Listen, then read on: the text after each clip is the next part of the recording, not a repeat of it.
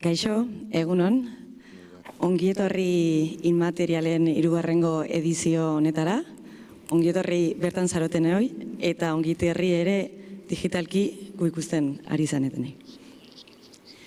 Bueno, dakizuten bezala, inmaterial gertakari esperimental bada, eta bertan digitalaren bitartezko errealitatearen paradigma esploratzean zentratzen da. Bertan, artea, zientzia, teknologia eta gizartea uztartzen dira batera. Bueno, ekitaldi hau bideo eta media laben artean antolatzen da. Oraintxe bertan, de hecho, lantegi bat antolatzen, egiten ari dira media laben. Eta edizio honetan adimen artifizialaren inguruan arituko gara hizketan. Errealitatearen amaiera dau. Gai hau ikuspuntu eta praktika desberdinetatik landuko dugu hemen. Eta, begunean zeharrain bat ekitaldi izango ditugu. Hemengo pantaila hontan bideon egongo diren proiekzioen programazioa daukagu. Adimen artifizialaz egindako film laburrak proiektatuko ditugu egunean zehar. Eta patioren kanpokaldean ere, bertan izango dugun programazio osoare halko dezute ikusi. Eta hala eta guztiz ere, ni egunean zehar joango naiz hemen gertatuko den guztia azaltzen. Eta, lehenengo egitasmoa adimen artifizialaren mitoa, materia eta automata da. Bertako parte hartzaileak Laura MM, artista eta programatzailea da, disiplina anitzeko artista, teknologia, artea eta diseinua uztartzen ditu. Ondoren Xabier Landabidea, Euskal Ikasketen Institutuko ikertzaile elkartua eta Deustoko Unibertsitateko gizarte zientzien fakultateko irakaslea da. Humanitate digitalen ikerketa gunea proiektuaren koordinatzailea ere bada. Ondoren, Ekaitz Kantzela daukagu, kazetaria eta idazlea, 2 liburu argitaratu ditu, TIP eta bere albo efektuak, eta Despertar del sueño tecnológico. Desilabusen editorea da. Eta amaitzeko Maria de Moreno, kazetaria, idazlea eta kultur kritikaria. Ikus entzunezkoen produktore gisa lan egin du, Kuldezak fanzinaren egilea ere bada. Eta mai inguru hau, Gorka Juliok aurkeztuko du eta moderatuko du, bera garatzailea eta jaktibista da. Talaioz Kooperatibako lan bazkidea, COP 57 EH-ko bazkidea, eta teknologia libreak sustatzeko TEK sareko ere kidea bada. Irakasle eta kooperatibismoaren arloko jobekuntzaren esparruan, gizarte ekonomiako prestakuntza prozesuetan ere aditua. Beraz, hitza berari pasako diot, eta, mai inguruaren ondoren ere, galderak egiteko aukera izango dezute, beraz, joan apuntatzen galdetu nahi dezutena. Eskerrik asko denei etortzeagatik, plazer bada hemen egotea, eskerrik asko abantolatzen eta diharduzuen guztioi. Eskerrik asko eta barkamenak itzulpena egiten dagoen jendeari, zen kaos erdi txiki bat seguru gertatuko dela, zen gaztelera euskeran astuko ditut, eta, baina gaurkoan lau monstru hau ditugu gurekin, monstru zentzu honean, noski, eta, beraiekin pixkat dialogo bat sortu nahi dugu, adimen artifizialaren kezka edo hau pixkat partekatua dena, erronka bezala ikusten ari garen hau, nola ikusten duten bakoitzak bere alorretik transmititzeko, eta hori da pixkat eskatu didana. 10 minutuko miniponentzia txikietan, bakoitzak bere puntutik, bere ikuspuntutik azaltzeko zein dan bere perspektiba gertatzen ari den honen guztiaren inguruan. Eta horrela hasiko gara, anekdota batekin hasiko naiz igual, gaur goizean egin dut itzulpen txiki bat, bakizue itzulpen teknologiak oso aurreratuak daudela, eta gaina orain adimen artifiziala bezala ikusten dugun horren oinarrian hizkuntza teknologiak daudela, eta indut itzulpen bat, bere Ekaitzen biografiarena, Ekaitz Kantzela, eta Ekaitz bertan bera utzi du, itzuli dit, hau da, oraindik ez daki Kantzela abizen badela.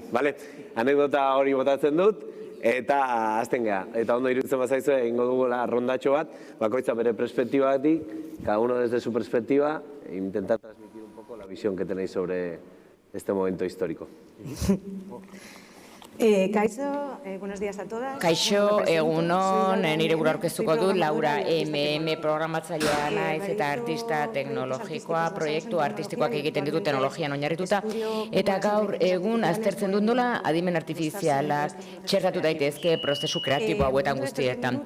10 minutu hauetan nik nahi nuke azaldu nola nire prozesuan teknologia ez da tresna, baizik eta da testu ingurua, eta horretan oinarritzen dira nire obra guztiak.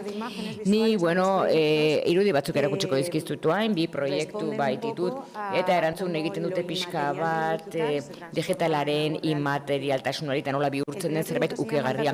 Lehen proiektuak el dato okulto du izena, eta hitz egiten du zertaz elikatzen diren adimen artifizialak batez ere datu ez. Ikerketa hau 2019an hasi zen, eta nik ikerketa horretan jetxe egin dituen multinazional handian zeuden datuak, Amazon, Google, Twitter, Facebook, olako plataformetan deskargatu egin nuen nire erabiltzailean.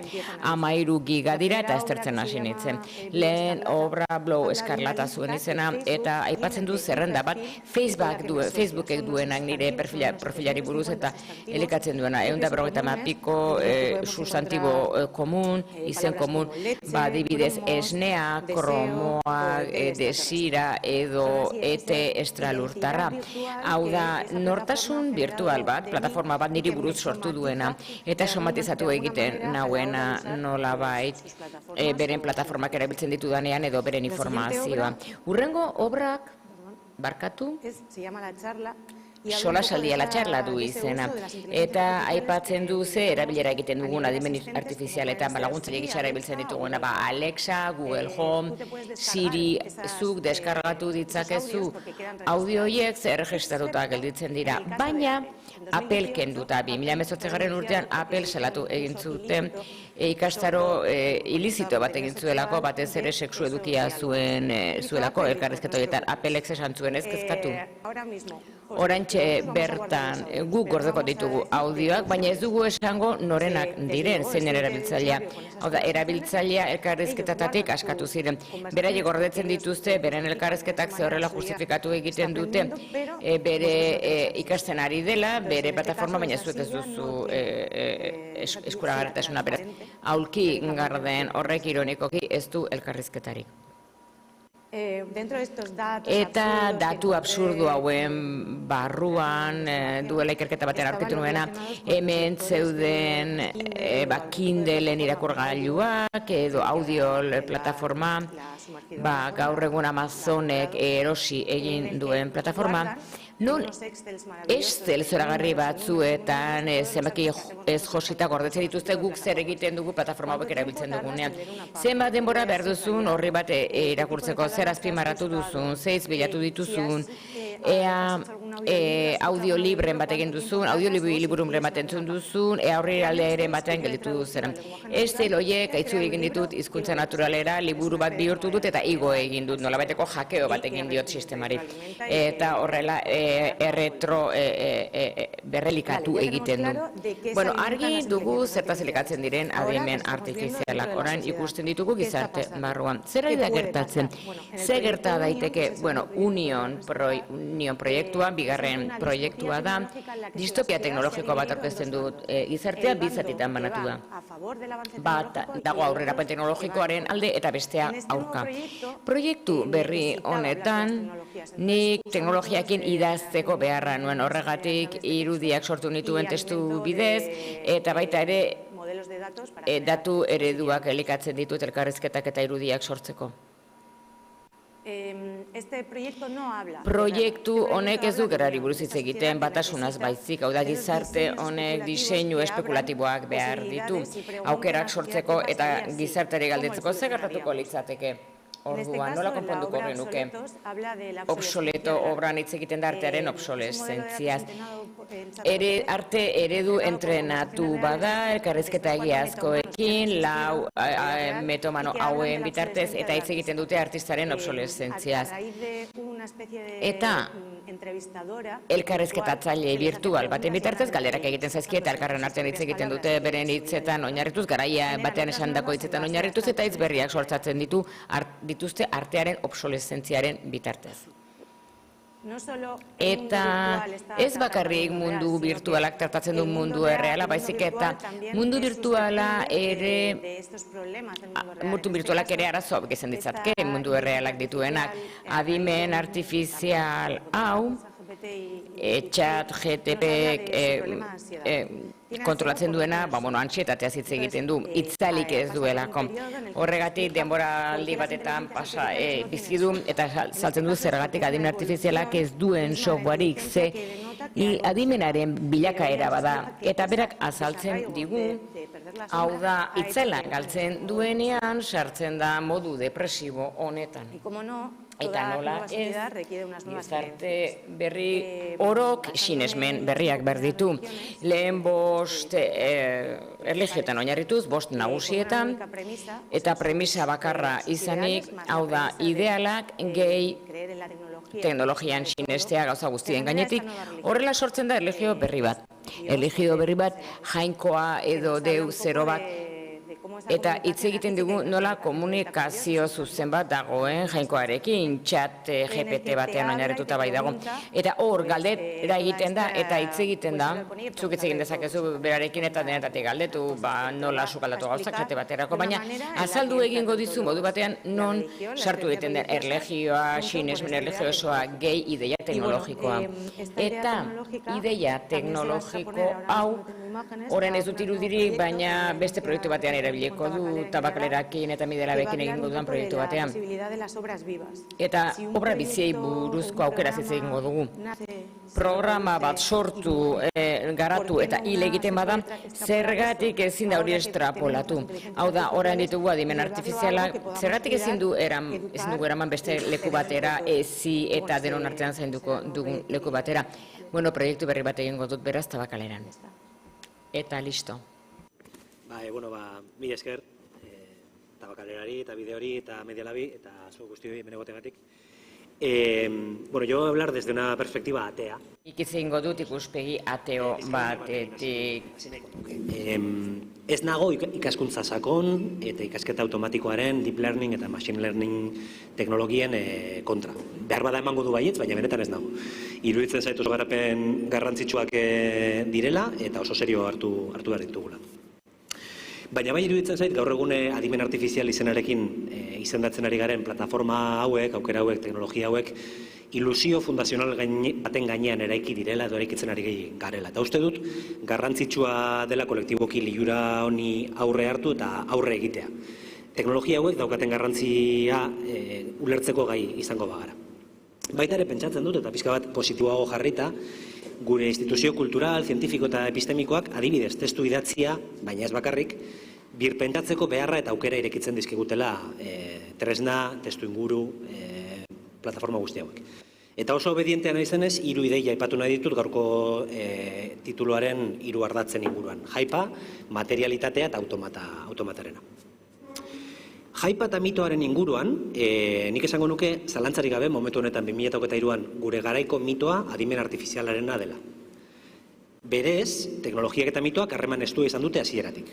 Gogora ezagun adibidez, Prometeok, jainkoei, beste jainkoei, sua egiteko teknologia ostu ziela eta gizakioi eman zigula. Horrek izan zituen ondorio guztiekin. Mito azken batean kontakizun bat da, errelato bat. Jatorriari eta destinoari buruzko referentziak jasoi dituen, kontakizun kolektibo bat, elkarri kontatzen dioguna. Eta harreman konplexua eta berezia du egiarekin. Batetik, baditu gezurtatuak izan daitezkeen, falsableak diren, eta sarri faltsutuak edo gezurtatuak izan diren elementuak. Elementu hauekin josten eta janzten da. Baina bestetik, egia objektiboak, baino egia altuago, garaiago, sakonago baten adierazletzatere hartzen da mitoa. Nahi baduzue, gezur guztien azpitik eta egia guztien gainetik, akelarreko sorginen abesten omen zutenaren atzera. Eta mitoek badaukaten noski harreman handia jainkoekin. Eta jainkoen absentzia duen gure mundu honetan superaberatsekin, edo hiperaberatsekin. Bileoidune kontrolatzen omen dituzte orain orakuluak, dirua eta jainkoak, badakizue. Eta diruaz ari garela nola ahaztu kriptobroak, euskaraz kriptotxo, proposatu zuen norbaitek. Nik ikusi ditut, entzun ditut ChatGPT broak. Eta ekar dezagun gogora adibidez Matt Damonen momentua, Fortune favors the brave. Unean hype handi baten erakusgarri izan zena, gaur egunetik ikusita erridikulua eta pixka bat patetikoa iruditu daitekeena, nola aktoreak saldu zizkigun edo saldu nahi izan zizkigun bitcoinak eta nola gomendatu zigun inbertitzeko. Etzen noski gomendi hori egin zuen pertsonaia ezagun bakarra izan. Kontua zer da? Hypea ez dela bakarrik egiten, hypea egin behar da. Sua edo elektrizitatea baino garrantzitsuagoa, esan zuen Sundar Pichaik. Errobotek dena guk baino beto egingo dute, Elon Muskek. Pertsonak ordezkatuko dituen erabaki motorea da, Kai-Fu-lik. Dena da aukera, dena da posibilitatea, dena da produktibitatea igoko duen tresna. Baina bi ezaugarri ditu saltzen ari zaizkigun mito honek, hype honek. Bat, adimen artifiziala ez da bakarrik erreala, saietze zina da. Bi, arriskuak eta kalteak ekar litzake, baina ez gaitezen horretan zentratu orain, my brother, azter ditzagun aukerak. Zeren zuk ez badituzu baliatzen, beste norbaitek baliatuko ditu. Zergaitik insistentzia hau ideian eta produktuan inbertitzeko? Erraz esan da, eta uste dutenok ados egongo garela, hypeak etorkizuna sortzen duelako. Mitoren bidez bideratzen dugu patua. Eta kasu honetan, adimen artifizialaren mitoak sci-fi eleberri, film, marrazki bizidun, komiki, telesai eta barreko luze eta zabala du. Azaleratzen ari diren ezaugarri edo emergent properties horiek, hoietaz hitz egiten dugunean, Frankenstein eta Skynet, Matrix eta Metropolis, HAL 9.000 eta Alieneko Ash bururatzen bihotzeratzen zaizkigu. Hoiek direlako irakurri ditugun mitoak. Beldurra eta lilura, arrisku eta promesa. Une batez Prometeo moderno sentitzen gara. Eta nork ez du Prometeo moderno izan nahi? Nork permititu aldio bere buruari Prometeo modernoaren proiektutik kanpo, atzean gelditzea. Presta alzaude adimen artifizialaren hype trenera ez igo eta tonto aurpegiarekin gelditzeko mundu guztia jada prompt hobeak egiten ikasten eta trebatzen ari den honetan. Azken batean da fear of missing out berriro berrituta. Azal berria zeremonia zaharrarentzat. Bigarren idea. Materialitatea, komunikazioaren materialitatea eta semiotikaz lau apunte. Giza komunikazio orok du materialitatea. Inmateriala deitzen den ekitaldi honetan gauden arren. Baina digitalitate kapitalistaren diskurtsoak, eraginkortasun handiz, materialitatea ahazteko tradizio sendo bat agertu du azken hamarkadetan. Pentsa dezagun adibidez, errealitate virtual, edo odeia, edo metabertsoa bezalako esapideetan. Materia trastenditu, atzean eta behean utzi eta trastendentzia digital etereo batetan prometitutako figurak dirudite. Konpresa iragarkietako odol eta kolore gorriaren faltan bezala, sintomatikoena absentzia da.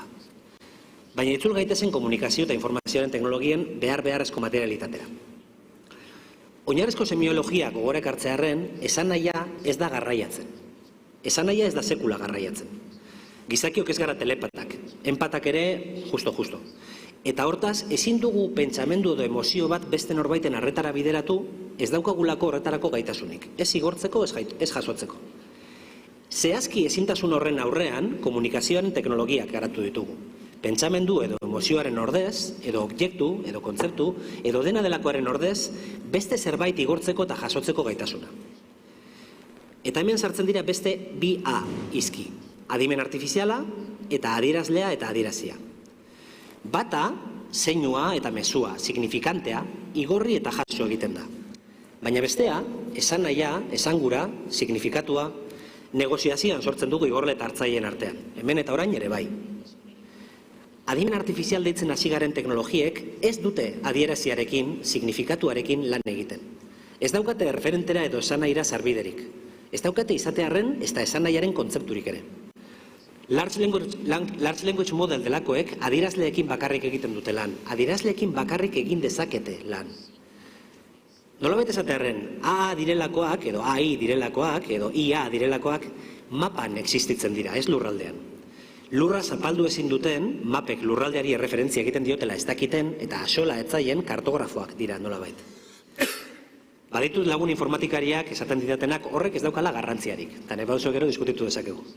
Makinak ez duela zertan ulertu zertaz ari den guretzat erabilgarria izan dadi. Hasieran gaudela gainera, eta iterazioaren iterazioz, entrenamendutik entrenamentura, makinen pedagogo berrien laguntzarekin, glitch, errore, akats hasierako hauek gainditu egingo ditugula ezinbestean. Gogoratu, saietze zina da.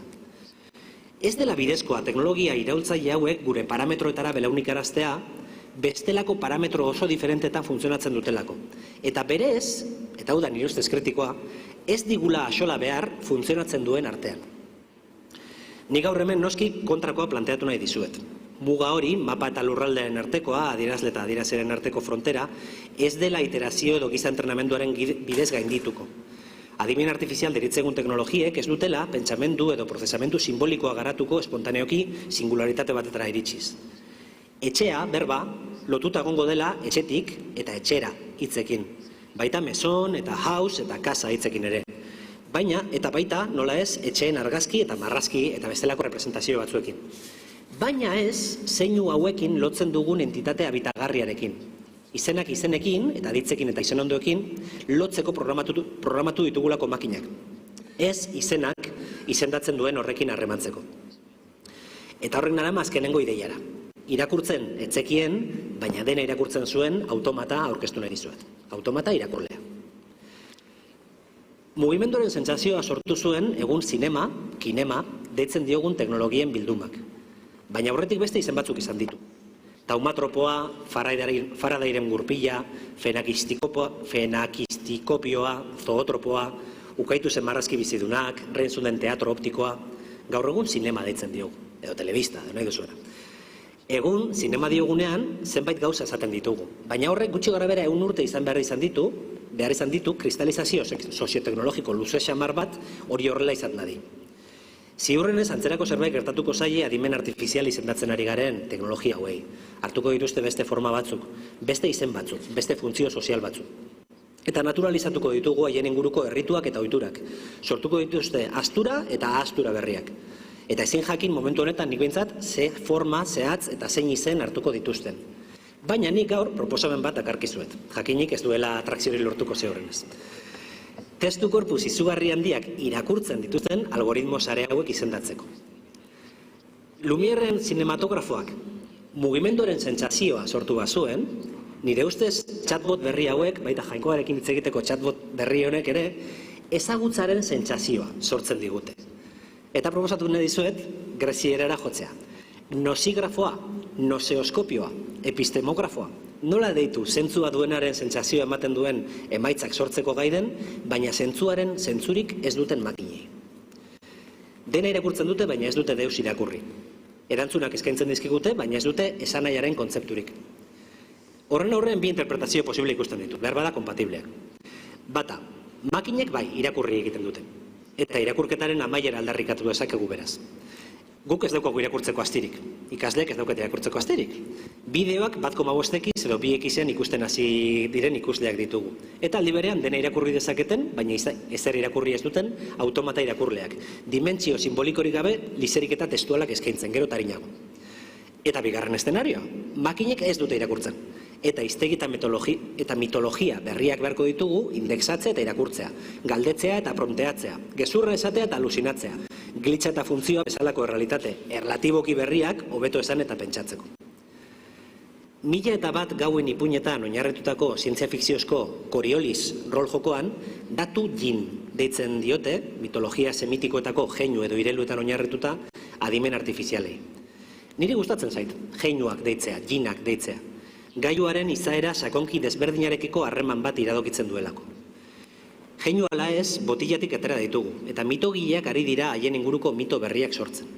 Teknologiaren jabetza eta haren erabilerak ez ezik, teknologion inguruko mitoak ere landu, zalantzan jarri eta asmatzeko tartea irekitzen zaigula uste dut. Jean-Luc Godardek esan zuen, argazkia egia da, eta zinema egia 24 aldiz segunduko. Zenbat egia esaten ote ditu segunduko adimen artifizialak. Eskerrik asko.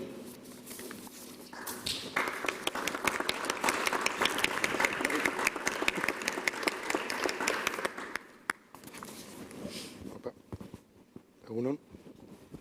Bai, hasi. Bai? Hasi, bai. Bueno, egunon, mila esker denei etortxeagatik, eta 10 minutu daukat, así que azkar joango naiz. Bueno, una de las cosas que quiero hacer en esta... Bueno, hemen hitzaldi labor honetan partekatu nahi ditut ondorio batzuk. Edo ze hipotesi landu dudan azkeneko liburuan Utopias digitales, imaginación del capitalismo, verso libro, liburu argitaletxeak argitaratua.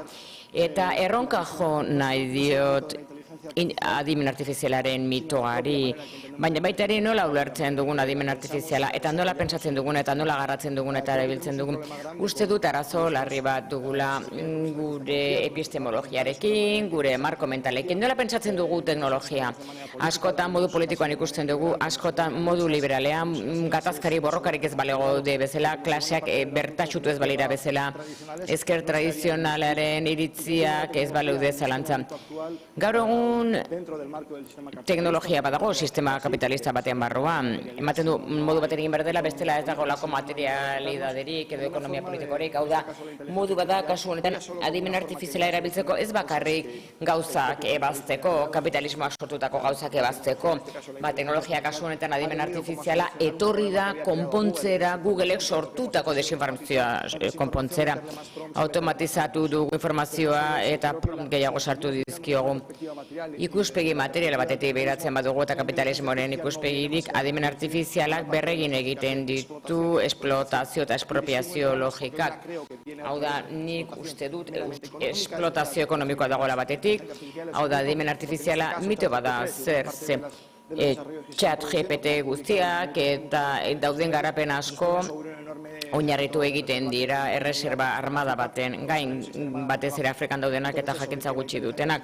Beraz, adimen artifiziala niri iruditzen zait ez dela sostengatzen teknologia hori ere, oraindik ere lan indarraren esplotazio handi bat hemen dagoela, batez ere hegoalde globalean, eta hori subkontziente sartu digutela esateko ezuari zara chatbox batekin hitz egiten, eta garapen teknologiko handienen aurrean zaude, ematen du ezagutzaren garapen handienaren aurrean zaudela termino hegelianoetan. Eta gero adimen artifizialaren beste hanka bat da espropiazio politikoa. Bi espropiazioa eta espropiazio bi ezaugarriak lotuta daude kapitalismoaren kontzeptualizazioan. Eta espropiazioz aipatzen dudanean hain ez kontatzen nola adimen artifizialak esplotatzen duen lan indarra modu globalean, baita ere gure baliabideak nola erauzten dituen.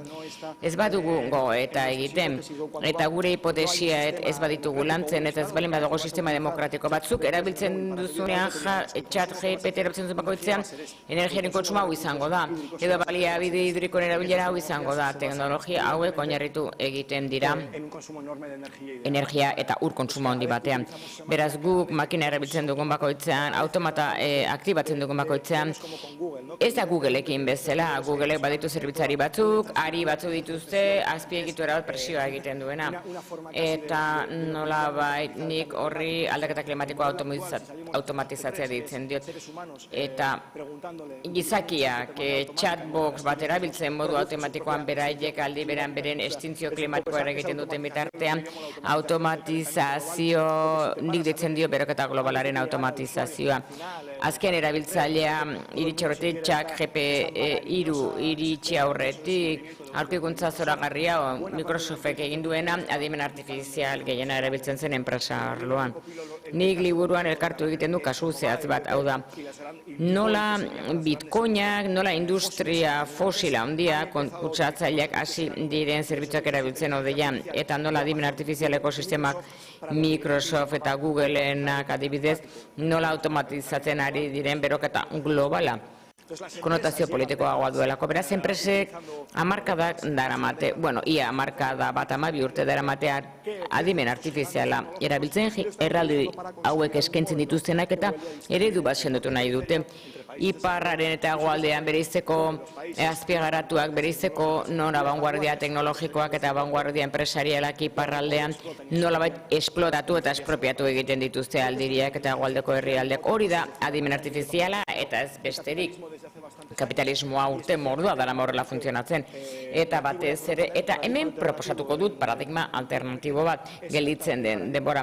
Hau da, paradigma bat non errealitate honen aurrean azpigarapen teknologiko honen aurrean, hau da behar hau herrialde garatuak edo iparrekoak edo herrialdekoak garatu daitezen, horretarako behar da hegoaldeko herrialdeen azpigarapena, kasu honetan hegoalde globalekoak. Eta berrengo horma erori aurretik, beste ikuspegi bat zegoen teknologiaren inguruan, eta etzen ikuspegi hau hain zuzen ere, teknologia mundu amaiera versus ChatGPT 3. Utz dezagun pentsatzeari nola erabili dezakegun teknologia, hau da berriz ere aurrera bidearen izenean. Beraz, egon zen teknologia pentsatzeko modu bat 70 hamarkadan, ezaugarri hauk ulertzen zituena, politika immaterialak eta ulertzen zuten, ikusten zutelako zituztela bere fabrika digitalizatu. Eta ezin zituztelako lana automatizatu. Ez ziren Estatu Batuetako teknologiaen mende Latinoamerikako herrialde asko, bereziki Chile, Brasil, baina baita ere Argentina ere, Barsavski bezalako zientzialariekin eta pentsalari handiekin garai hartan esan zuten. Hau, digitalizazio pentsatzen ari garen moduak badu zentzurik, benetan automatizatu nahi dugu dena. Ze kasu honetan behar badakuk ez dugu automatizatu. Ez dutigulako enplegu honak suntsitzeko, bakarren nahi dugu teknologia garatu, gure burua industrializatzeko eta gure garapen ekonomikoa eskutik joan dadin garapen sozialarekin. Hori zen Latinoamerikako herrialde desarrollista gehienen iritzia. Horrela pentsatu zen teknologia alternatiboa. Eta modu hori ez dago automatizazioaren mende. Automatizatzea hau da, zer doa gaizki kapitalismoarekin automatizatu dezagun simulazioaren eredua, sartzen azten dena eta nik sartu nahi dudana modelajearen eta simulazioaren kontzeptua automatizazioaren paradigmoaren aurrean. Eta beste kontzeptu batzuk sortzen ditu, badaude adibide garrantzitsu batzuk, da zer da simulazioa eta bi arlotan oso funtsezkoa da. Bata gertatu zen Brasilen, 70 hamarkadetik zetorren BSM eredua. Modelaje klimatikoa hain zuzen ere, modelaje klimatikoa aldagai oso kompleksuak ikusteko eta irudikatzeko ikusarazteko modu batean non erabiltzaileak kompleksitatea bisualizatzen duen eta birtsioak ez dituen egiten, baizik eta mekanismo bisualak erabakiak hartzeko bakasu honetan ekonomian, ingurumenean eta bar. Zer egin zuten Brasilen? Sortu zituzten eredu klimatikoiek bi arrazoigatik. Lehena bazekitelako simulazioaren parte handi bat, hau da txosten horretan etorri zena, hazkundearen muga adierazten zuen txosten horretan, hau da zekinan egongo ginela, aurreikuspenak ere ez dira aldatu. Baina simulazio horiek ziotenak, aizartzea joango ginela ziotenak politikoak ziren. Ze eredua sortzen zen honetik hazkundea bakarrik egongo zela eta dekolonizatu nahi zituzten simulazio horiek beraiek nahi zuten oinarri batetik hasi. Etorkizunean ez zirela espropiazio eta esplotazio xede izango. Eta horrela erronka egiteko ideia horri. Eredua planteatzeko zer gertatuko litzateke etorkizunean ez balego aldea iparretagoaren artean, garapen eta azpigarapenaren artean. Eta Brasilen garai hartan garun ies handia zuten, denok Silicon Valleyra ies egiten zuen, eta Brasilek ez zuen ia ikerketa akademikorik klima ereduan eta pixkanaka sortu zituzten ereduak sektore publikoaren laguntza handiarekin. Berriro diot, eta eredu horri esker politizatu egin zen, IPCC ereduaren barruan sartu zen, esan zuten behin betiko badago modelaje desberdin bat eta hau eredu kolonial hauek errebertitzeko modu bakarra, eredu imperialista hauek errebertitzeko modu bakarra da nola hurbiltzen garen jakintzara. Batez ere aldatzeko nola hurbiltzen garen teknologiara eta nola horrek intersekzionatzen duen ekologiarekin eta ekonomiarekin. Bigarren eredu bat garatu zen garai hartan, edo bigarren saio bat, modelaje saio bat. Eredu estadistiko bat izan zen, fibra estraitzuen izena, txetxo izeneko eredu bat. Salvador Allende garatu zuen 70 hamarkadan. Eta oinarri bat zuen, hau da, nola adimen artifiziala automatizatzeko, zergatik erabiliko dugu adimen artifiziala kasu honetan, teknologia digitalak ziren ITT txiletarrena, estatu kolpe bat eman ziona Salvador Allenderi, eta telefonikaren oinarrian egon zena, telefonika ezaguna gaur egun enpresa pribatua dena, noski. Zer gertatu zen orduan Salvador Allende esan zuen, erabil dezagun Itzegun ipzik gure ereduak. Atera gaitezen digitalizazioen paradigma horietatik, 2023an gaude erreferentziak bilatuz 70ko hamarkadan, horrek esan nahi du irudimenean krisi handia dugula. Internet ez zegoen herrialdetara jotzen dugula paradigma berriak sortzeko. Zer egin zuen Salvador Allendek esan zuen? Abiatu gaitezen oinarri batetik. Automatizatu nahi dugula? Induguna izan dira fabrikak nazionalizatu. Fabriken kontrola dugu langileen esku daude erabilitzak egugu nahi dugunerako. Ez dugu zertan automatizatu. Hori delako Estatu Batuak ezartzen digun paradigma koloniala. Beraz, Salvador Allendek saiatu zen, areto bat sortzen, ekonomiaren jarioak ikusteko, estokak ikusteko, baita ere kamioien garraio logistikoa, fabrika batean sortzen zena, prozesuak, langileak, beraz Salvador Allendek nahi zuen, orain fabrikak dituzue, izango dituzue tresnak fabrikak modelatzeko, ekonomia modelatzeko, eta ekonomia autogestionatzeko modu sozialista batean, plangintzarekin, simulazioarekin, baina agertoki desberdinak modelatzearekin. Salvador Allenderen utopia sekula bete etzena, ze bombardatu egin zuten La Moneda. Berak utopia hau zuen areto operazio bat eraman, fabrika guztietara, etxe bakoitzara, herrialde osora, hau da, alkionek ikuko luke leku bat guzkia jartzeko, zigarroa hartzeko, zerbait Britaniarra sortzeko, berak nahi zuen fabrika bakoitzean, langileak kolektibizatu zituztenak fabrikak, eta inorketzen arpatzen adimen artifiziala, trakea dezagun hau modu sozialistan, atera dezagun hemengo produktibitatea ez etzen hori, lasai. Teknologia beste zerbait da.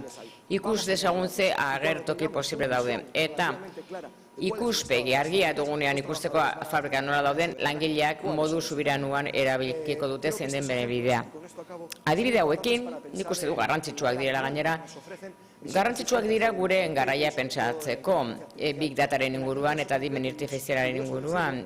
Harrigarria bada ere, langilea garaia hartan etzen datuak ateratzeko objektu bat edo ez dugu ordenagailu batean aurrean jarriko kaptxakak hartzen 20 ordu. Salvador Allendek esan zuen, langile horiek 20-30 urte daramate fabrika berean, eta big data da daukaten informazioa. Beraientzat 30-40 hori, jakinduria hori gauzatu zitekeen teknologia batean, modu antolatuan, genero zientzialari erradikelen eta langileen artean lan eginez, etorkizuneko agertokiak bisualizatu alizateko.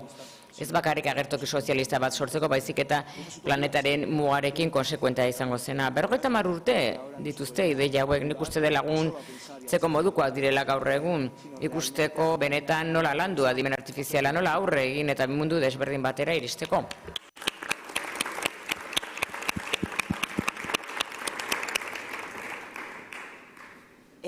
Hola, permitidme que comience hasiko naiz.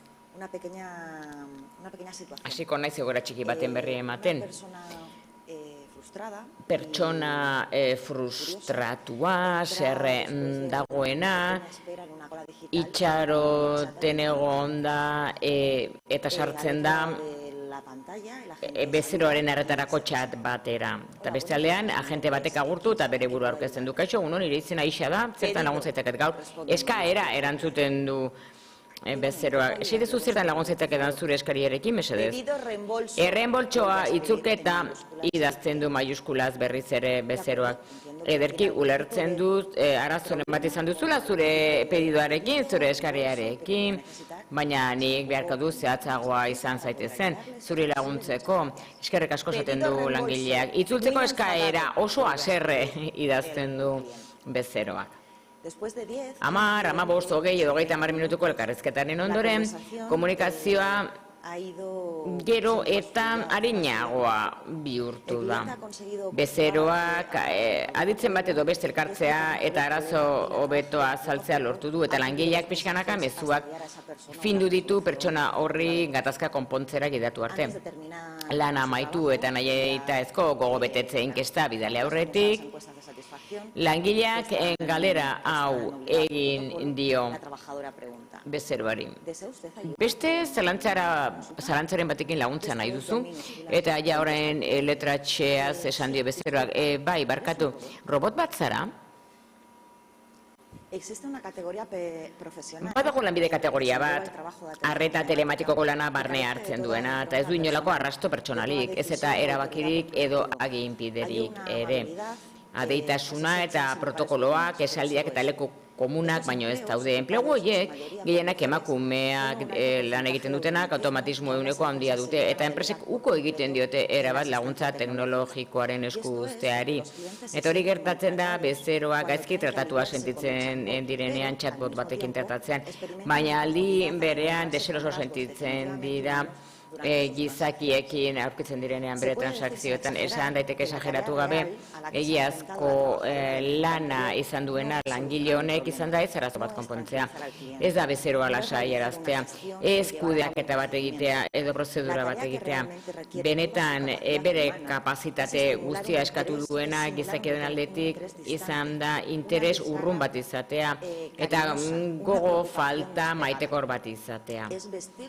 Hau da bere giza hizkuntza jantzi du kontra esanez, simulatu egiten dutenak tratu bat, baina erakusten egiten dutenak humanitatea alde batetik. Ez gaezagun gure burua engainatu.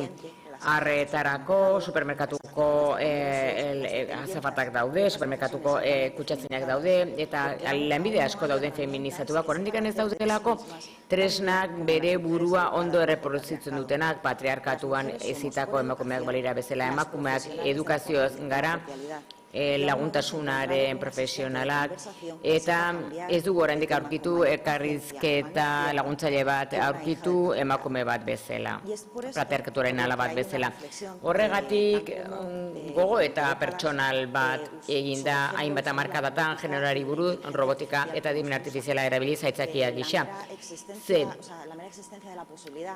Aukera baldin badago ente bat sortzeko autokontzientea, baina aldi berean bere kontzientzia hirugarren zerbitzurako esku daudenean hori berez genero kontu bada. Eta hori gertatzen den bitartean, adimen artifizialtasun uste horrek eskuko lan handia ikusezin asko erakusten du, abusuzko baldintzetan lan egiten duten langilek egiten dutenak, adimen artifizialak sentitzen ez duten informazioa filtratzen dutenak, sexu erasoa sufritzen dituztenak, eraso asko adibide batzuk jartzeagatik. Eta era berean zerbitzuetako emakumeak asumitu egiten dute bere osasunean ondorio batzuk, insentsibilitatea erakusten dutelako adimen artifizialean akatsa dena, baina beraiengan profesionaltasuna. Hasierako adibidean ikusi dugun bezala, maneren automatizazioa bialderiko prozesua da, kontsumitzailearen eta enpresan arteko harremanean oinarrituta. Adibide ugari daude online eta offline mundu batean. Hau da, garaipen teknologiko bat, hau da langile bakoitza da korporazioaren erakusgarri. Eta modu horretan komunikatzen gara interfazeak. Nola bilatzen dugun informazioa, nola ordenatzen ditugun gure jakimin inutil horiek, partikulak kenduz, aditzak kenduz, baina baita ere kaixo, agun, bai, txarterarekin, baina ez diogu kutsazinari begietara begiratzen. Hau da, eta edukazio honekin esaten dugunean, ongi nago zer moduz galdetzen digutenean. Eta horregatik, automatismo pertsonala gizalege berria bihurtu da eta gizera bakerik eza produktibitate berria. Horrek azaltzen du zergatik deskribatu ditudan ogibideetan langileak tresnak nahi dituzten automatizatzeko bere lana eta lana galtzeko beldurrik izan gabe. Eta horrela margina bat izan dezaten etxeropen bat lan gizatiago batzuk egiteko. Noski badakigu tresna hauek enpresan ezartzeak ez duela xederik ongi komun soziala eta ez langileen ongia inondik inora ere. Baina badakigu senarrak ere ez dutela erosi garbigailuak etxeko andrei tirania gainetik entzeko. Baina estratu imaterial batzuk gaudenean, alienazio laboralean edozin ongia da ona. Eta horrek kontrastatu egiten du profesional eta langile arrakastatsuenekin edo gehien baloratzen diren profesionaltasunekin. Hau da, erabaki hartze hoiekin. Azken batean lehen ikusten genuen hori. Batzuetan erantzukizuneko postuak dira, baina askotan ez dituzte bere jardueren emaitzen kargu hartzen. Normalean maskulinizatua daude, eta hien artean arteak daude. Eta orain enaiz hartuko ze aukera dauden sormen prozesuetako automatizazioaren komenigarraitasuna sartu gabe, dela orain eskura ditugun tresnekin, dela imagina ditzakegun, desira ditzakegun edo beldur izan gaitezken beste tresna batzuekin, aurkakotasun hori adierazten nahi nuen pentsamendu objektu gisa. Bereziki lan alienazioak teknologiarekiko duen posizioari buruz hausnartzeko. Eta nola ikusten den teknologiari dagokionez. Azkenean, enpresa eta kontsumitzaileen arteko harremanak emaitza ditu langileak robot gisa lan egiten kate osoan zehar. Eta horrekin hausteko mantendu egin behar dugu gure fokua ikuspegi feminista batean. Hau da, kontsentimendua enten sekzionalitatea erdian jartzen duena.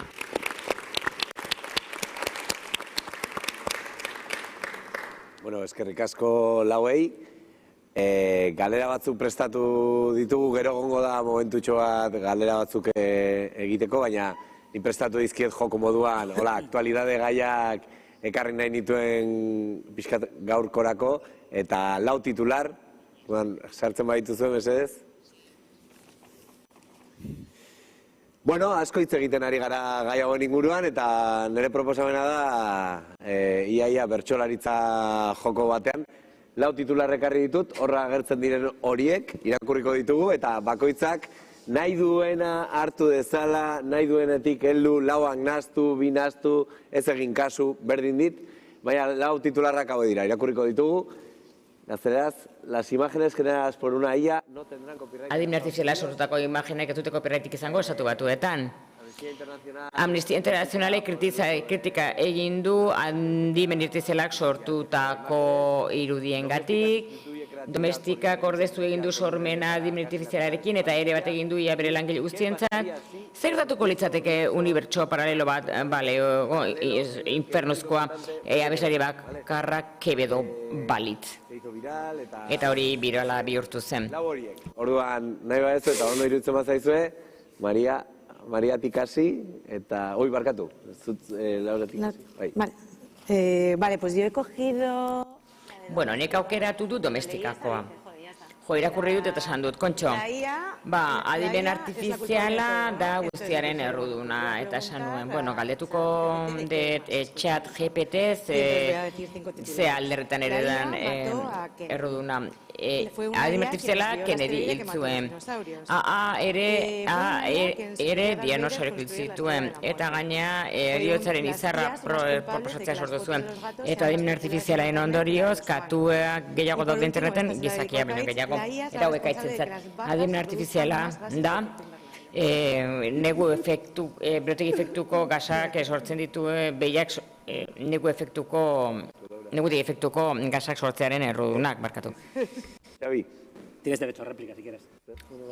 Xabi, a ber. Errealena iruditzen zaidalako, sentitzen du, baina infernoa beti da guzti duguna baina hurbilago. Nik uste dut publikoko albistea, que pasaría si existiese un universo paralelo en el que el único cantante fuese Quevedo, hori ikusiko dugula, ikusiko dugu gainera hemen gaudenok. Ikusiko dugu realitate programagarri bat, realitate bat non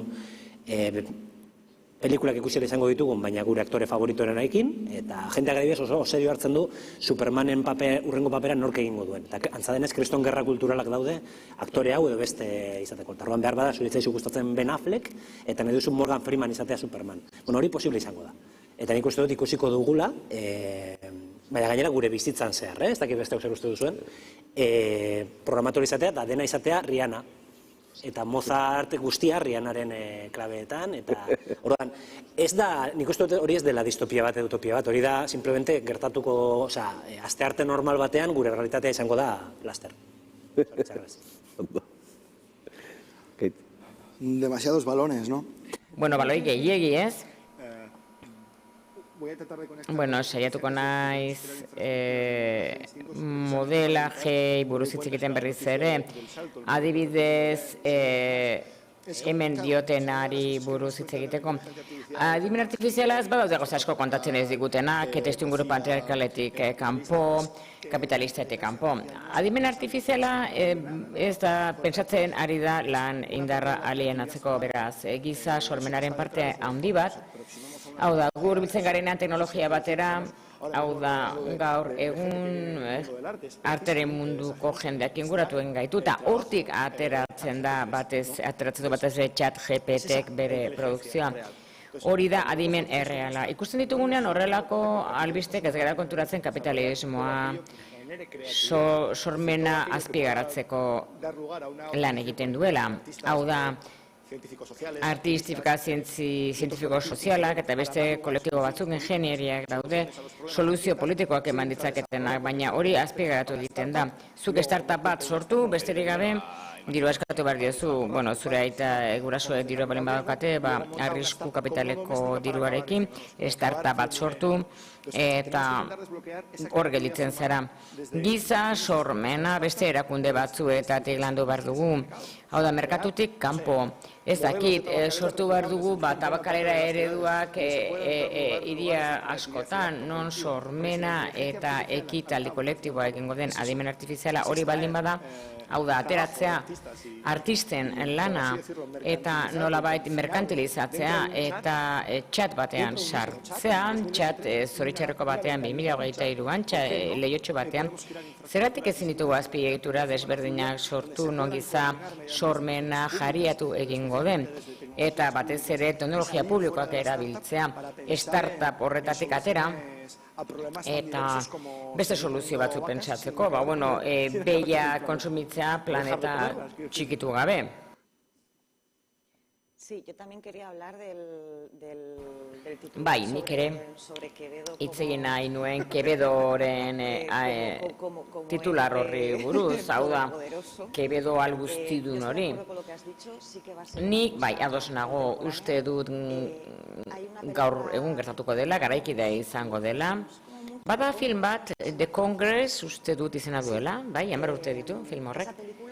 Film horrek aipatzen zuen aukera bat zegoela, etorkizunean, iritsi den etorkizun horretan, antzezleak izango ziren, nolabait, nola esango nuke, txotxongilo hutsak, irudi bat adiraziko luketenak, ahots bat, pertsonaia bat, ezaguna egiten zaizuna, baina interpretatzen ez dutenak. Interpretazioa izango litzateke enpresaren jabegoa. Ikus-entzunezko obra egiten ari dena, hartzen dute antzezlea den karkasa hori guztia, eta egin dezakete edozen ekoizpen ikus-entzunezko guk antzezleai sartu dizkiegun ezaugarriekin. Eta hori gertatuko da ere gainerako artista publikoekin, edo arte publikoekin, musikarekin, eta baita ere gertatuko da pornografiarekin, eta hori begiratu behar dugu, aztertu behar dugu ze oso gai arriskutsua izango da. Eta kontua da, ematen dugun urrats bakoitzean errealitate honetarantz zuk esan duzuen bezala egunerokoa bihurtuko dena, nik ikuste dut edo jendeak onartu egiten duela, oso natural, oso gogo handiekin, noski, nik nahi dut egunero Drakeen disko berri bat izan, zergatik ez. Maite du, nire dura ematen diot, bere ahotsa erabiltzen da zin da arazoa. Eta arazoa da, errealitatearen eraikuntza modularra. Hau da ez da zuk musika guztia izan nahi duzuna, artista baten musika osoa, hori bikaina izan diteke, bakoitzak egin dezera nahi duna. Baina errealitatearen eraikuntza modularrak, hau da bakoitzak egingo du menu pertsonalizagarri bat. Egitura kulturalean oinarrituta, beraz ez legoke kulturkide gorit, ez dugu ezer komunik, ez dugu ezer kontatzerik bata besteari, hau da, kontakizuna gure buruari kontatzen diogu onanismoa ekitaldi batean. Bai, hau da, eta artistek artea egiten dute kolektiboki komunikatzeko, ez? Hau da, hau ez da kontsumo kontu bat, hau da komunikazio kontu bat, eta hor uste dut dagoela arazoa. Eta hau ere lotu nahi nuke beste gauza batekin. Duela gutxi jakin dudan gauza batekin. Artista mamu horiek Spotifyn daudenak. Spotifyk elikatu egin behar ditu abesti kopuruak. Egunero handitu behar du, hilero, horretarako badira abesti berri asko Spotifyn, azken batean abesti bera direnak, hau da, disko osoak, eta ekoiztzi egiten dituenak Spotify berak izen desberdinekin, erregistro desberdinekin, eta zertarako handitzeko modu artifizial batean abesti zifrak streamingean. Hau da, mundu bat neurrira sortua. Eta hori ere honekin lotutan dago. Hau da, denoi ematen badizuegu aukera nahi duzuena egiteko ontzi huts hauekin, artistak diren ontzi huts hauekin, beraz, plataformek ateratzen dutena da volumena azken batean. Eta, bueno, horri buruz hitz egitea ere ez dago gaizki. Bueno, galderen txandara pasa baino lehen beste joku bat planteatu nahi diet, eta hortarako ekarri dut liburu hau. Liburu hau da 1998koa, Bruce Sterlingen liburu da, Cyberpunk garaiaren, sortzaileetako bat, edo esan daiteke. Hugo Saria kandidatoa izan zen, Hugo Saria da zientzia fikziozko olako sari garrantzu bat, 1997an, ez zioten eman, baina oso gomendagarria da. Eta irakurriko dut gazteleraz, atzeko sinopsia, bai? 21. mendeko bukaeran gaude, kasualidadez, pandemiaren baten pasada, politikoki egituratzen ari da pixkat radikal, sortzen ari da polarizazio politiko bat, eta horrela, eta hau gertatzen da novela honetan. Eta hau gai bezala jarriko diet, beraiek bakoitzak hartu dezan. Hasiko gea Mariatik, eta onuntz etorriko gara, bale? María, hacia aquí. A finales del siglo XXI, el poderoso complejo médico-industrial domina la economía. Hogeita bat mendearen amaieran, medikuek dira nagusiak munduan, gerontokrazia bat garatzen dute, eta horrela zaharren gobernua luzatzeko. Eta gazteak bizi dira karitate gubernamentalarekin baliabiderik gabe, baina bizitako bizitz hori, gerontokrazia medikoan erabilitakoak, azkenean ez du inolako plazerik eta aventurarik. Hau tristezia. Mia Zineman da protagonista bizitzaren pertzepzioari eragiten dion bizitza luzaroko tratamendua jasaten duen adineko emakumeak miak bere tratamendu alde batera uztera bakitzuen, kontatu klausula konplexu batzuk urratuz eta horrela ieslari bihurtuz. Eta bidea bat ekin zion susakartua deitzonaren bila. Hots nahasten den gaztengatik ikastea eta atzematea espero duen bultzada artistiko eta bizi moduko baten bila. Eta gainera, novela hemen ez da agertzen, baina 150, 160 urte inguru bizi daitezke pertsona hauek, baina gainera gertatzen ari da mur lege antzeko bat. Urtero, zientziak irabazten du urte bat gehiago atzeratzea heriotza. Orduan, ja iritsi gara egoera batean nun pertsona hauek izan daitezke ia inmortalak. Eta zer esan, jaio diren gazte horiek, bai? Han daude, aspertzen, bizitzen, hiltzen, ez dakigu. Bueno, hori da sinopsia eta aber zer ekartzen digute hizlariek. Bueno, yo el libro no lo he leído, pero... Liburua ez dut irakurri, baina atentzioa deitzen dit. Bueno, ez dakit egongo ote de fetitxizazioaren isla bat gazterien artean, gerontokrazia honetan. Nola izena du zu sakratua fuego sagrado. Bueno, alde batean ulertzen dute hor txinpart bat dagoela luzatu ezin daitekeena medikuntzaren bitartez eta txinpart horrek behar bada sortzen du diferentzia nabarmenena. Hau da, gazteria ez dago errotuta, galduta dabil eta seguruenez ez du inolako sarbide ekonomikorik edo baliabide ekonomikorik eta gerontokraziak inbiria izango die aldi berean gazteei. Una naturaleza que todavía existe. Hau da, oraindik ere pertsona horien barruan dagoen izakeragatik, baina nola nahi ere, Yo creo que esa es como... nik uste dut, O sea, estamos ahora viviendo... O sea, ahora orain hasi gara hitz egiten nola gelditu zartzea, nola luzatu bizitza, nola proiektu zientifiko hauek, pixkat manta saltzaile antzeko hauek, azkenean niretzat zer zehazten dute inoiz ez da egia esan bizitza luzatu nahi den bezala, bizitzak baditu etapa batzuk, jendeak ez du nahi. Jendeak nahi duena da zartu baina beranduago. Eta horregatik esaten dira mota honetako gauza. Bueno, 50 direla 50 berriak, eta berrogeita hamarrak dira 50 berriak kontutan hartu zenbat lan egin duzun eta zure baldintza pertsonalak. Eta baita ere zer dira 50 eta zer dira 20 urteak. Itxura bat izatea, inbertsio ekonomiko bat besterik gabe sinestarazteko gaztea zarela, baina bizitzaren etapak dira direnak. Eta nik uste dut eleberria ez dela horren beste bizitza luzatzea, baizik eta gauza luzatzea berez iraungi egin behar dena. Eta bizitza luzatzea balin bada, agertuko lirateke etapa berriak, zartzarotasun horretan, esploratzeko interesgarria, baina zerbaitegatik ez zaie gustatzen hori aztertzea. Bueno, niri oso interesgarria iruditzen zaite zu sakratuarena, ze bultzada bada, zuk esan duzun bezala, planteatu duzunean, impulsu vital eta artistikoa gazteengandik ikasteko. Hau da, adimen artifizialaren erregimen ergela dago eta zilegitu egiten da.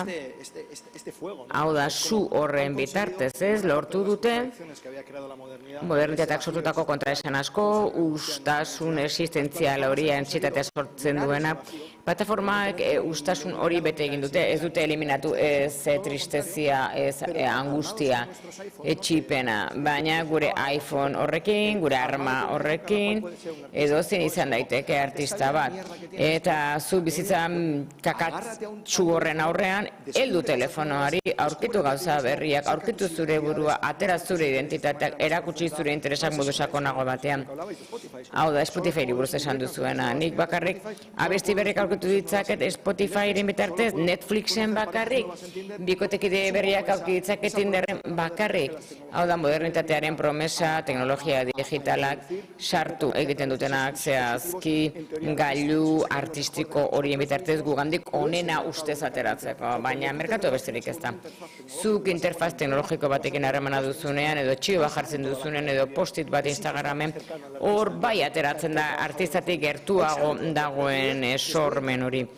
Eta interaktu egingo dut, eta Maria zerbait interesgarria esango dut, beste pertsona batzuekin komunikatuko naiz, baina zure komunikazio modua zer da, tweet bat, txio bat, 250 karaktere, baina beti da interfazak, hau da, memea ere ezarri egiten du merkatuak, zer gertatuko litzateke, eta nik uste dut hori eleberriak gauza funtsezko bat egiten duela.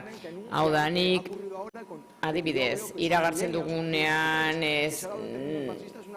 zer da milenialak egiten dutenak, indar digitalak zer egiten dute, klase kapitalista zer egiten du. Egia da sistema egungo hau inoritza dela gustatzen, konturatzen garela Instagram eta logika gehienak ez ezkigula gustatzen. Nola egin orain kontraesanean sartu denean sistema hau gailentzeko eta nola teknologiek izan ditzakete eginkizun desberdina modernitate honetan. Gure barruan bilatu ordez, subjektuak sortu ordez, argazki edo tag batzuk jartzeko, ondo egongo litzateke teknologia horiek erabiltzea eta inaiz arte ez da sormenaz.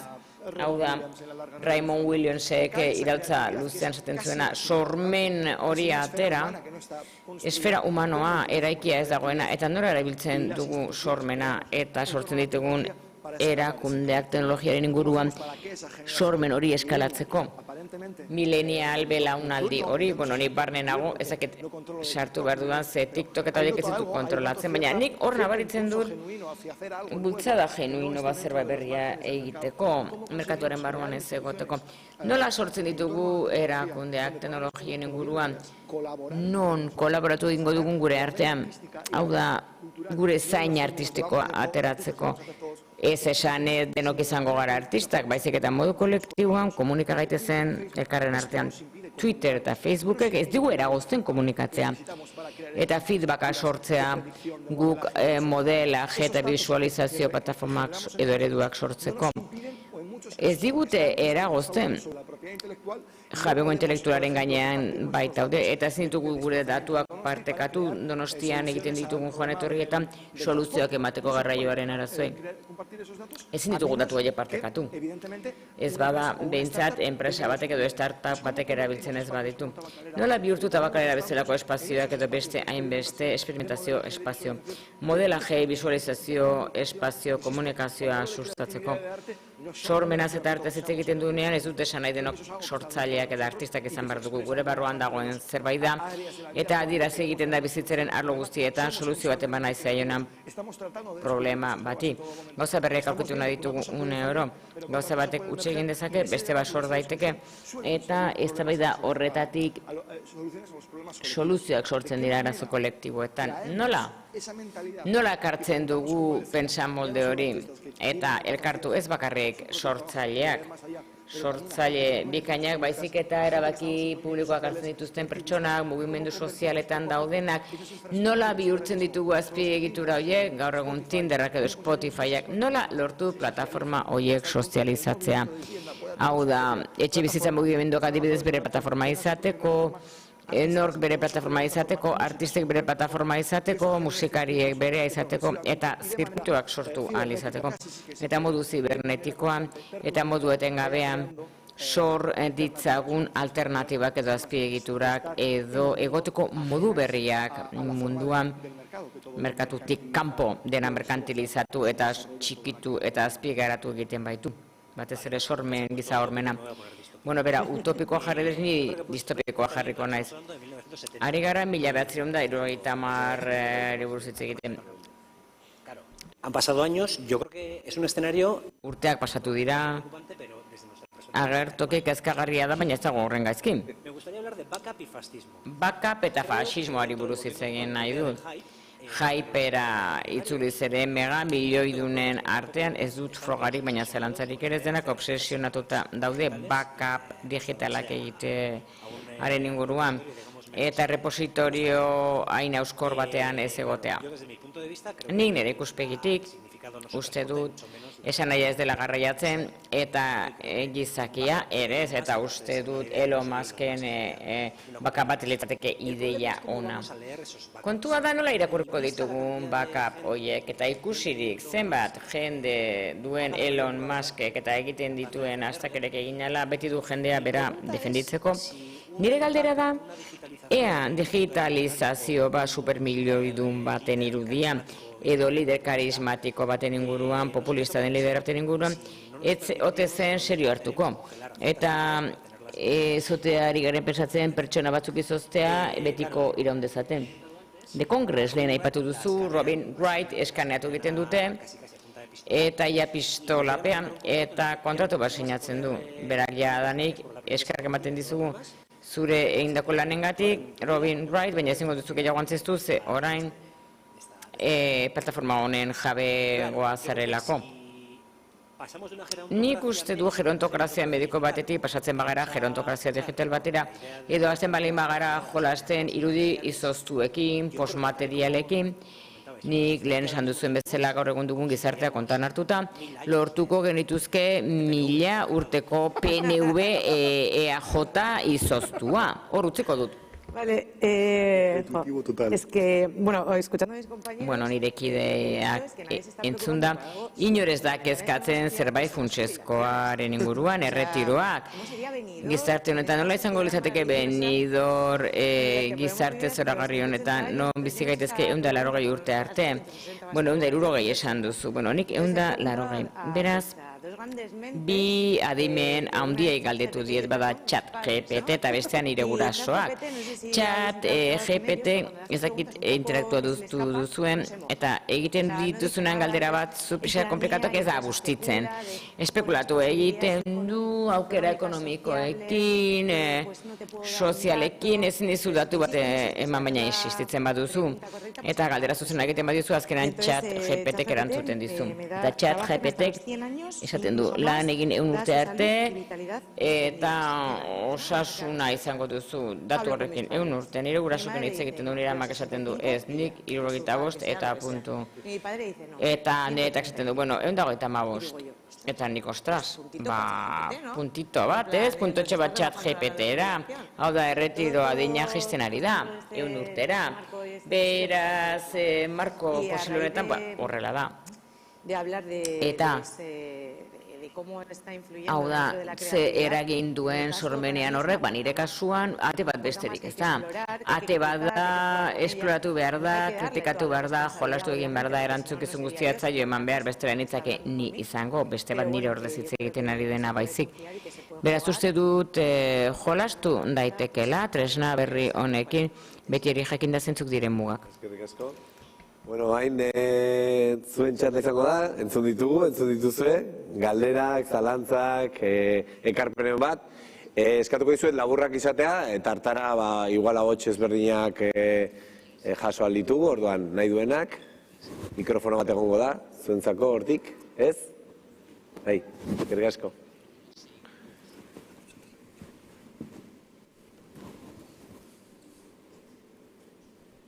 Altxa besoa, norbait, bai, hemen.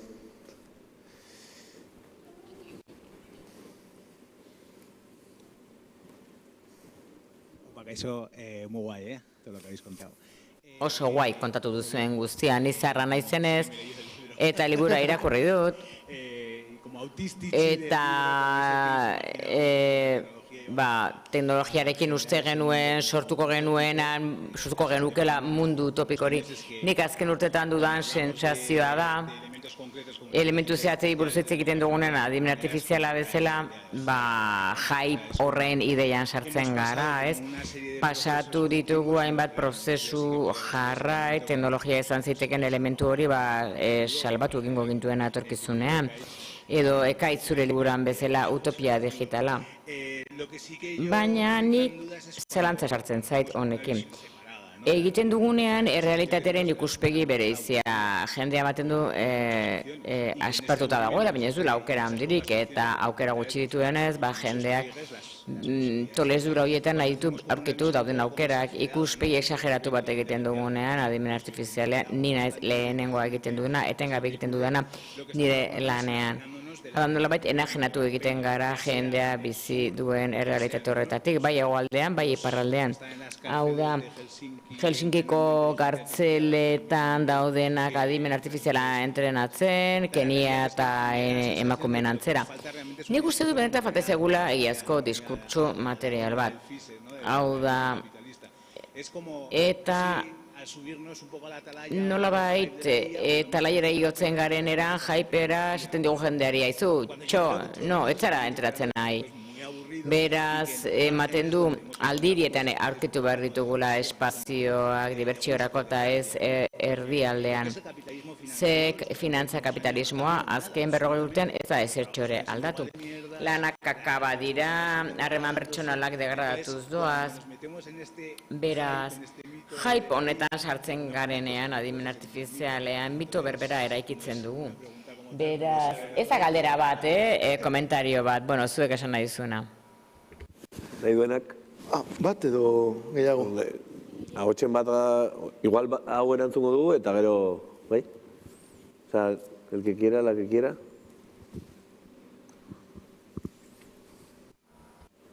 Hay como humo, ¿no? Sí. Keantze, ke pixka dago hemen, ez? Ere kezkatuta gaude, nik uste garunak kea botatzen ari dela. Ez, oso komentario hona iruditu zaidala, eta nola egin aurre jaipari, ez da? Edo, bai, karo. Ouch, ha dolido, ha sido como, sí. Eman du bai, Yo estoy de acuerdo contigo. Ni ados nago zurekin. Vale, eta han... Hola, muy esclarecedor todo. Dena oso argigarria batez ere nizarra naizelako, eta esango dizuet ez dudala inorako gogorik lan egiteko, argi eta garbi esango dizuet, ematen du, lanak esklabizatu egiten duela, ematen du duin egiten zaituela eta libre Auschwitzen jartzen zuen bezala. Ni gehien kezkatzen hauena honetan eta internet gabe bizi izan naiz, eta informatikari batekin ezkondutan nengoen, eta ikusi nuen nola eraikitzen, eta gaina interesatu egiten zait, jakitea, lehenbizi. Ez dago hezkuntzarik edo plataformarik komunikazioan belaunaldi berrietan. Nik adimen artifiziala denak du bere alde ona eta bere alde txarra. Hau da, jolastean iabokatua naiz, hau da, honekin jolastea iruditzen zait bere arriskuak dituela. Oso argi izan behar dugu zerekin ari garen jolasten. Eta batez ere auzi legaletan eta auzi moraletan. Nolabait, zibereskubideak ere sortzen ari dira. Eta adibidez, Juste jauna, Brain proiektuarekin dagoena, Obamak sortutakoa, jadanik marko legal bat sortu du. Nik ezkatzen hauena da, eta ikaragarri da individualismoa, fasismoak sortzen dituena. Ez dago lotura bat, patriarkatuaz gainera, plataforma hau edanak gizonek egiten dituzten, ez dugu aipatuko ze sesgo patriarkal dituen. Eta individualismo sakon hori, zuk aipatu duzun hori, nik nire nia sortzen du, nia, eta hori da fasismoak esaten dutena, ez? Nia. Libre albedrio askatasuna, zure askatasuna bukatzen den toki horretan hasten da nirea. Hau da, ez nik egiten dut gogoak ematen didana. Nik sinesten dut gogoak ematen didana, egiten dut nahi dudana. Beraz, niretzat gogoeta hori, nik hori gabe bizi izan naiz. Eta aldarrikatzen dut kalea, aldarrikatzen dut Frantzia, eta arpegiak ikustea, ez adimen artifizial batekin. Hori Platonen leizezulera itzultzea delako. Ari gara unibertso paraleloak sortzen, gustatzen zaizkigulako, ez zaigulako errealitatea gustatzen. Beraz, itzaletara itzultzea bezala da, ez? Eta, haizu, dengo gunean, nire nintzen, lagun batekin ez egiten, eta ez esken eribilio bak jadanik abatarrekin daude. Bere unibertso paraleloak sortzen. Hori bai, etxean, bakarrik, bero epelean, eta lehen munduan, eta hor, gure koloniak, oraindik ere gure koloniak diren horietan, berriz, ari dira lanean guk horrela egon gaitezen. A vosotros, gracias. Bai, zuri. Norbaiteke aportatu nahi du zerbait? ¿Alguien quiere? ¿Algún comentario? No, estoy totalmente de acuerdo. Era bat ados nago emakumeak esan duenarekin. Eta batez ere ezik eta falta hori aipatu duenean. Baina oso arazo, aspaldikoa da arazoa. Adibidez, komunikabideetan ere bai, zer arazo dauden, da nola komunikatzen diren ikusentzunezkoetan gauzak. Naiz eta egunerokoa izan, dura markada askotatik ona. Eta behar bada, gaztetxoek testu iruzkinak egin behar dituzte, non esaldi baten egitura testu bat ulertu behar duten, zergatik egiten diren paragrafoak. Eta, eramaten zaituzte mezu batera, baina irudiekin ez da hori egiten, bai testuakin. Beraz, imaginatu, bitarteko berriekin oso atzeratuta gaude. Eta ez badakizu nola eraikitzen diren kontakizunak hizkuntza manejatzen ez duzulako, naiz eta etengabe ari zeren testu erabiltzen, hitzak erabiltzen. Ez dakizu zergatik erabiltzen den modu horretan. Hau da, ez dakizu zein den azken xedea. Hau da, ez dakizu zerbaiten gaia ateratzen, azpigaia ateratzen ere. Ez duzu ari erolea ulertzen, narratiba eta ez inflexio puntuak. Jakin zergatik kontatzen dizuten hau eta horrela modu horretan zehazki. Eta nola interaktuatzen duzun zuk informazio horrekin bai ados nago uste dut. Ezik eta behar dela hezkuntza lan batekin behar dela. Lan legezkoak ere astiro doan bezala. Horrek ere prestakuntza eskatzen du, prestakuntza zibila eskatzen du, hau da, jendeak argi izan dezan zeintzuk diren bere eskubideak, nola erabili, hau da, heziketa soziala, egon dadin ikuspegi kolektibo bat, guk erabiltzen ditugun, egun erabiltzen ditugun tresnen inguruan horretan ados nago. ¿Puedo continuar? Es que a raíz de lo que has dicho... Esan duzunaren arira, hezkuntza eta bar, nola sartzen ari diren orain teknologia berriak, eta alperraren txokoa ordezkatu dute ChatGPT-arekin. Lehengo gunean, doktore gai batik nengoela, eta hipotesi batzuk sortzeko, nahiko arautuak daudenak hipotesiak. Eta nik doktore gai batzuekin nengoen, eta komentatu nien noizbait zalantzarik bazuten, idazteko zuen ideia eta hipotesi bat emango ziela ChatGPTek bere ikerketa planea sartzeko. Eta mundu guztia alerta jarri zen, eta ziren esaten, jadanik bazeudela tresnak detektatzeko, tresna hauek erabiltzen zenituenak hori egiteko. Eta baita ere itzultzailetik handago ondo ikusita eta tresna hau ez. Hau da, nik ulertzen dut, nik badakit informazioa galdu daitekela, ezagutza galdu daitekela, baina behar bada nik ez dut ezagutza inespezifiko bat behar hipotesi bat egiteko. Besterik gabe ez dut ezagutzen, ark sortzen dit, eta nik hortik aurrera asumitu egiten dut, baina beldur hori eta retizentzia hori, oraindik ez dut partekatzen. Eta behar bada hezkuntzaren aritik, nik uste dut hemen arazoa ez dela ChatGPT-a, baizik eta memorizazioa, enziklopediak ere bai, ChatGPT bat agertzen denean, eredu autoritarista eta individualista batean, eta azterketan kopiatu beharra, eta buruz ikastea, alienazioa, ChatGPT agertzen da, eta ematen du lan kakatsu horiek azkarrago inal izango ditu. Ikusiko dugu etorkizun bat, irakasgaiko lan batekin ordez, eskatuko dizkizute 10 egitea, orduan adimen artifiziala duzu, eta orduan alienatuagoa zaude, zelan volumen gehiago izango duzu. Eredua aldatu, ordez, zergatik ez dugu eredua aldatzen, zergatik ez goaz beste eredu batzuetara gaitasun selektibo handiagoa dutena, teknologiak ditugu, ezagutza iturri irekiak ditugu, zergatik ez goaz beste eredu batzuetara, zergatik ez dugu teknologia erabiltzen kolaboratzeko, metodo kolektiboagoak sortzeko. Drive, Google Docs, delakoa, elementu bada kooperatualizateko, kolektiboan lan egiteko, eta lenguan entzun santzidaten adimen artifizialaren adierazpen nagusia hezkuntza da azken batean. Nola sortu, orain gaitasuna dugu, testu bat hartzeko, eta hitz ontologiakakoetan xehetu dezakegu, DBH lauen dagoen pertsona bati eman. Aukeratu sekula entzun ez dituzun karreren artean. Pentsatu ikasiko duzu datozen 4 urteetan. Konturatu arte ez dagoela honen inguruko lana, ia 10 urte galduko dituzu hezkuntza aukera txarra egin duzuelako, ezin duzu teknologia erabili esateko, ni dut bultzadori, ni gustatzen zait hau edo bestean, nahi dut gehiago ikasi, gehiago ezi. Hau da, 3-4 artikulu, isa film, hau da, hainbat dokumentu. Zu eman dezaiokezu adimen artifizialari, eta esan, nik ze karrera ikasiko dut, ez zait fisika gustatzen hori esan beharrean, zure lehentasunak eman dezaiokezu, aurrikuspen bat egin dezan. Hemen daude arlo batzu, antzeko irakurketa dituenak.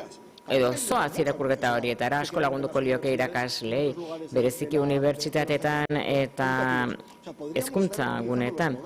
Guk erabilizakegu adimen artifizialen eredua, unibertsitateko liburutegiten orako software prediktiboak sortzeko. Nik nahi dut paper bat egin unibertsitatean eta 500 bilaketa egin ordez Google eskolarren ezakitzen bat hitz gakoekin, beste hitz gako batzuekin paperra begiratuz 2023an ikerketa tresna hau da esatea, 2023an gaude eta oraindikan ere oinez goaz, ez?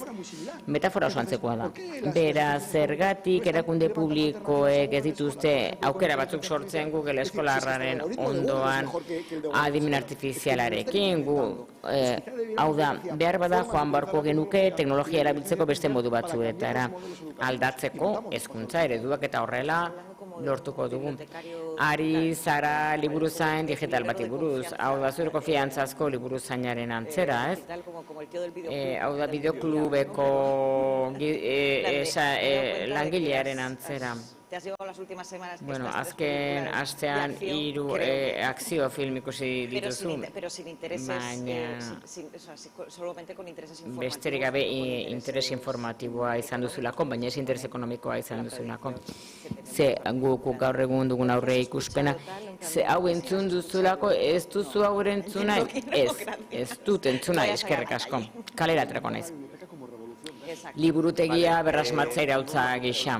Bueno, 15 urte daramate unibertsitatean lanean, ez nazazuen gorrotatu, baina asko gustatzen zaitze izu sortzen duen chat GPT. Mundu guztia dago, ama ze gertatuko da gurekin eta asmatu duzu. Hezkuntza sistema bulimiko bat du, irentxi eta oka egin guztia, takitxo, ongi etorri chat GPT, baina nik ezkatuta nago, ze ez dakigu ze gertatuko den. Galdera badago, gu hemen gelituko gea pixka gero nahi duena gurekin egoteko eta beraiekin egoteko, orduan emango diogu hitza eta horrekin bukatuko dugu, ondo iruditzen bazaize, bai? Orduan, txo? Kaixo. Ni badu galdera bat, eta bada, bueno, kontutan hartuta teknologiaren neutralitatea mito bat dela, ez? Ez direla teknologiak onak edo txarrak ez direnik, baizik eta, bueno, teknologi ezberdinak modu ezberdin batean eraikita daudela eta gizarte mota bat bultzatzen aldutela eta gizarte mota batetik sortzen direla eta guzti hori kontutan hartuta, ez? Bueno, artefaktuen politika eta guzti hori. Nik begiratzen diote adimen artifizialari eta iruditzen zait eraikita dagoela modu kapitalista batzutan eta gainera iturri kapitalistekin eta iturriak metatzeko hori data mehatzaritza eta guzti horren gainean. Eta orduan, dauka sentsazioa nola dagoen eraikita, ze iturri erabiltzen dituen, ze erabilera bultzatzen zaion eta guzti hori, badela nahiko teknologia kapitalista bat. Eta orduan, ezen diot nire buruari erantzun, haber posible hotelitekeen adimen artifizial bat, edo behintzat gaur egun ezagutzen dugun moduan adimen artifiziala, haber posible hotelitekeen adimen artifizial bat kapitalista ez dena, edo sozialista dena, edo dena delakua, ez? Eta haber hori pixkat erantzuten aldia zuen. Galdera zehatza, la pregunta concreta es, a ver si pensáis o podéis pensar... Galdera zehatza da, adimen artifizialez kapitalista bat pentsatu dezakezuen. Bai, adibidez osasun inguruko guztiak, adibidez urbanak aurkitzeko, badaude azterlan batzuk, badira azterlan batzuk, eta nik uste dut eginak daudena, oinarrian, horietako bat jartzeko, aztertu egiten dute kamerakin zuzen modu datan ibiltzen zaren, eta patroi askotan oinarrituz, eta azterlan kasu asko aztertuta, jakin dezakete eatorkizunean nola baiteko minbizia izan dezakezun, edo garun isuria, eta baita ere erabiltzen da garuneko orbanak detektatzeko eskanerretan. Lehen ikusten ziren argian, eta adimen artifizialak adibidez medikuntza arloan, osasun arloan, egongo da, ere noski diru sarrera asko erakunde pribatuen aldetik, adimen artifiziala erabiliz, baina badago bide bat, ongi egiteko ere bai, ez? Nola bai? Barkatu spamagatik, nik adimen artifizial sozializa ditzen diot eta RDA eramatutatzera beraz existitzen da aspalditik. EHU lan egiten du erosakiezakin eta ingenieritza batzuk adimen artifiziala erabiltzeko, ez da machine learning da gehiago patroiak aurkitzeko eta gaixotasunak detektatzeko. Osasun publiko sistema inteligente bat adimenduna, demokratikoa eta bakoitzak aurreikusteko gaixotasunak eta datu horiek bakarrik zure medikoak balin badu, ja iruditzen zaitez kapitalista, ez? ¿Esto norbaitek, alguien más? ¿Listo? ¿Bai? Bueno, eskerrik asko denoi, espero interesgarria iruditu izana, eta, hemen jarraitzen dugu, egun osoan zehar, eskerrik asko denoi.